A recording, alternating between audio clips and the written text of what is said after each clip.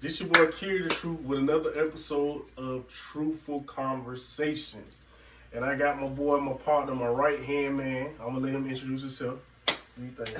It's your man, Carlos, a.k.a. C. Spence, but with my boy Kiri, you know what I'm saying? So, what's the topic of the day, sir? Okay. So, like I say, he on the show, he's a person of great intellect, and I always feel like the old school saying that iron sharpen iron. And today, with the economical landscape, especially with the minority community, we want to talk about like how does hip hop has an effect on black entrepreneurship or minority entrepreneurship in general. And I'm gonna start off with my talking points, and you can do your thing. Mm-hmm. But looking at, like I say, I can look at it just from different perspectives. I feel like when it comes to the term entrepreneurship, I feel like it's supposed to represent grit, grind, struggle, perseverance, and ambition. And I feel like when it comes to hip hop, I feel like it kind of distort the term entrepreneurship in the minority community. Like when you add hip hop to it highlights glitz and glamour. And I feel like entrepreneurship is not about glitz and glamour per se. For example, like I work at this job, like I work at a furniture company, right? I've told you this already. And the owner, we had to go to his home, to move a couple things for him, and deliver some furniture to him. And when we was there, I noticed one thing. He was on his computer, ordering stuff, making sure that the store has the right items, and what kind of items to come in, getting inventory done, the whole inventory concept.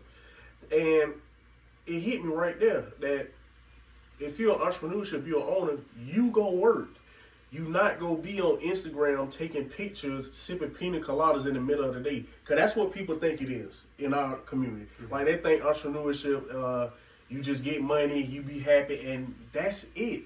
And I feel like hip hop is kind of like sort of much distorting that, in my opinion. Because hip hop represents the glitz and the glamour. You get what I'm saying? Because Jay-Z, Dame Dash, they preaching ownership, which I understand. So what's your take on that, bro? Sorry guys, I'm a little sick. Mm-hmm. But I would say, yeah, I do think that the entertainment industry, as far as modern day hip hop does kind of distort entrepreneurship. See, for me, I think,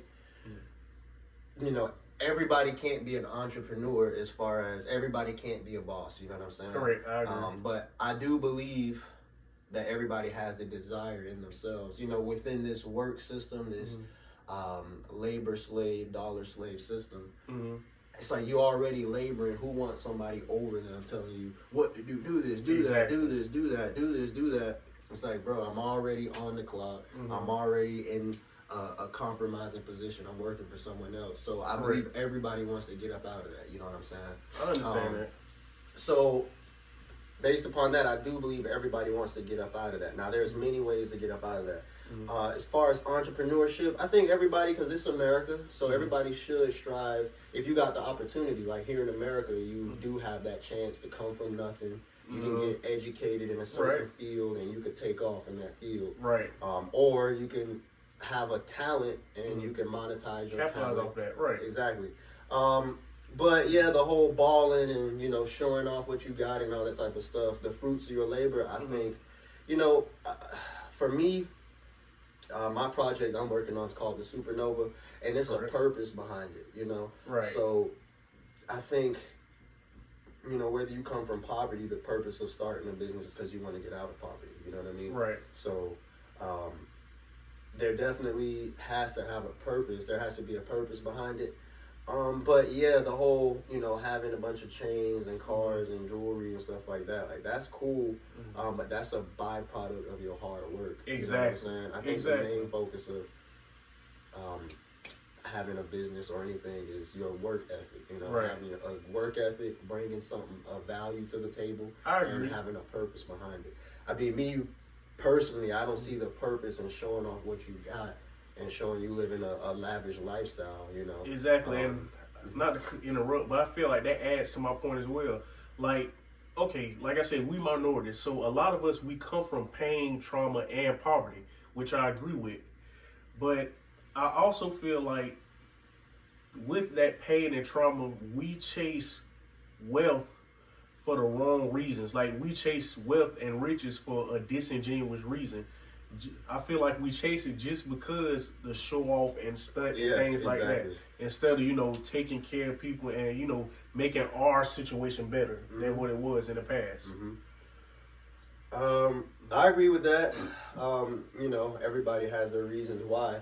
And I think at the end of the day, bro, entrepreneurship is going to take hard work. So if you're not a hard worker, bro, then there ain't no point in even trying, you know. But like I say, people have the desire to get up out of the rat race, which I understand. But everybody can't be a boss. Everybody, like me personally, I went to school for computers, yada, yada, yada. But I like to write songs, and my songs have, you know, meaning. And through my songwriting, I want to inspire others to figure out what their creative talent is. Because that's what I figured out, what my creative talent is. Correct.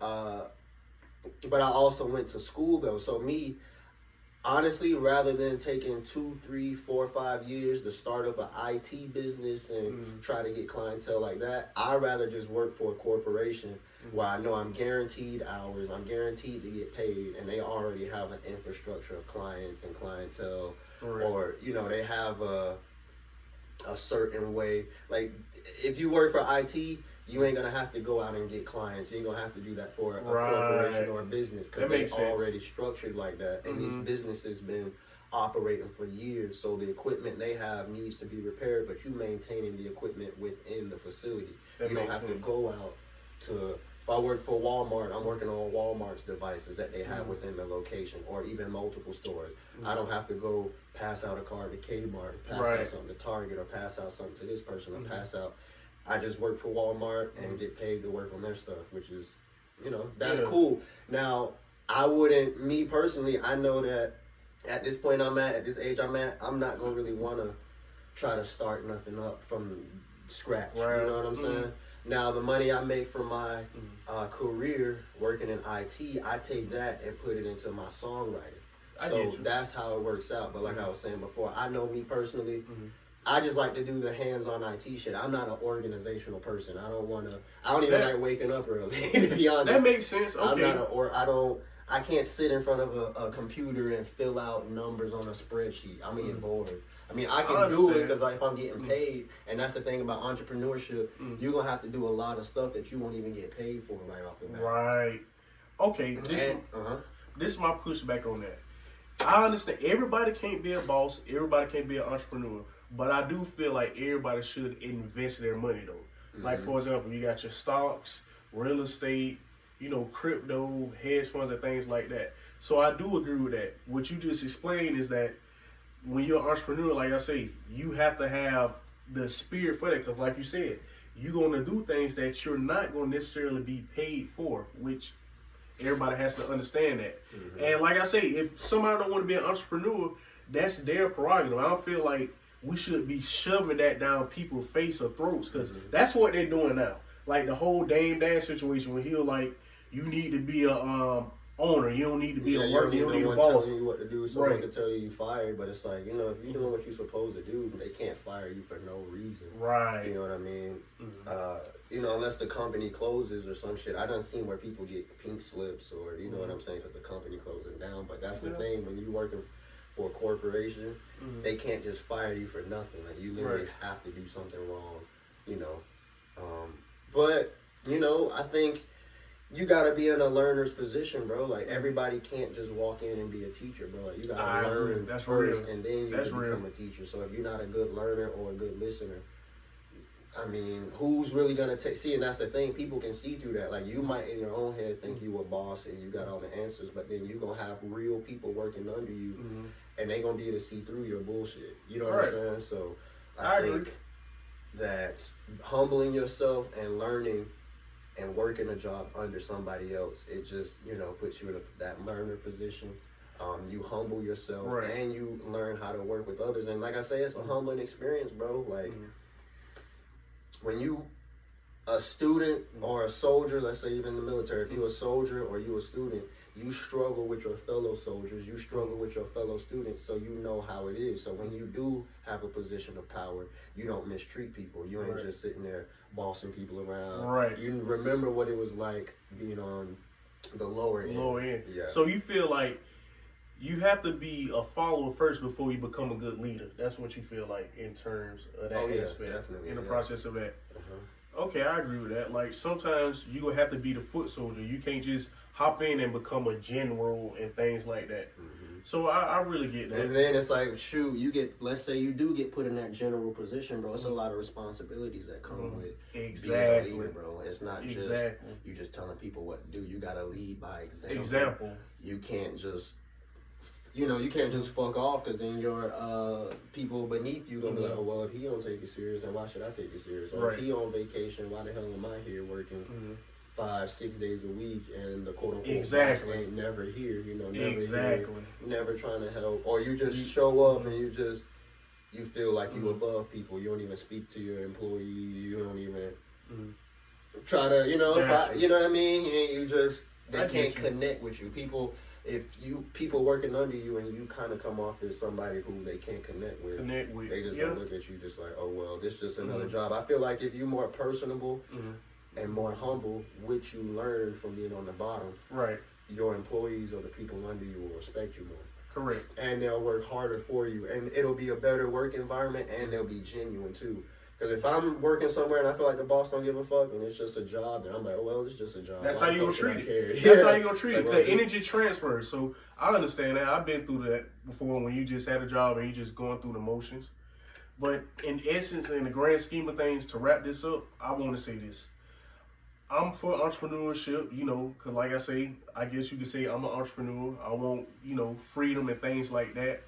But I just want people to be aware that it's not glitz and glamour. It's about grit, grind, pain and suffering. And at the end of the road, it can be beautiful.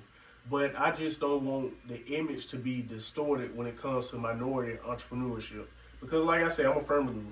White entrepreneurship and black entrepreneurship is not the same. But like I say, if you're an entrepreneur, hey, let me know. Me and Los, we love supporting black businesses, and that's my take on it. And what are your closing thoughts, Los? My closing thoughts is, everybody definitely should strive to get out of the rat race. And like you say, it might not necessarily be starting a business. Like I say, I don't believe everybody can start a business, but I think you should invest. Like you said, you should get into stocks, real estate, buy vending machines, team up, pull your money together with other like-minded people, and invest in an idea regardless. You know what I'm saying? And everybody should get out of the rat race, definitely. If you live in America, you have the opportunity to be self-made, why not take it, bro? Because we could have been born in a some place where they don't even have a infrastructure. You could have been born in China where they tell you what your job is. You know what I'm Communism. saying? Exactly. Where you don't even get a choice. So, we here in the U.S., man, it's a place where you can, achieve your dreams. You can build yourself up and make something out of nothing. Correct. So I think that's the beauty of the U.S., the beauty of America. So let's take advantage, man. Gotcha. And with that being said, this is Carry the Truth with another episode of Truth Conversation. Oh yeah, let them know your IG and everything. Oh, my IG is IAMCISPENCE. IMC Spence. That's my personal page. So you can just find me on there, man. It's your man C Spence. I'm out. Carry the truth.